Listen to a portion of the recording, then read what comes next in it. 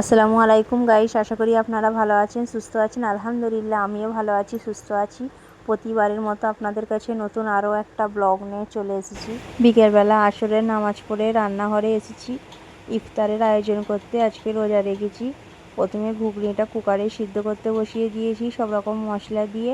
আর তারপর দেখি মিয়ানের পাপা এদিকে আম আর লিচু নিয়ে এসেছে। সব পলিথিন থেকে আমগুলো আর লিচুগুলো বার করে নিচ্ছি। আর ফ্রিজেও কিছু ফল রাখা ছিল, সেগুলোও বার করে নিলাম। সব ফলগুলো কেটে নেব ইফতারের জন্য। তারপর আজকে একটু আলুর বড়া আর পেঁয়াজি করব।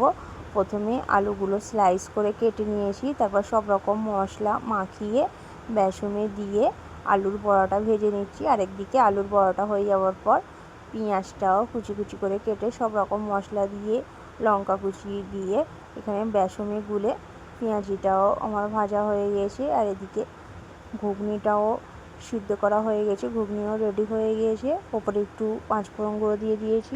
দেন আমি শরবতটাও করে নিচ্ছি, যা গরম পড়েছে শরবত না খেলে হবে না। আজকের ভিডিওটা এই পর্যন্ত। ভিডিওটা কেমন হয়েছে প্লিজ আপনারা কমেন্ট করে জানাবেন। ভালো লেগে থাকলে লাইক করে দেবেন। আপনার সাথে নেক্সট ভিডিও দেখা হবে। Tata guys.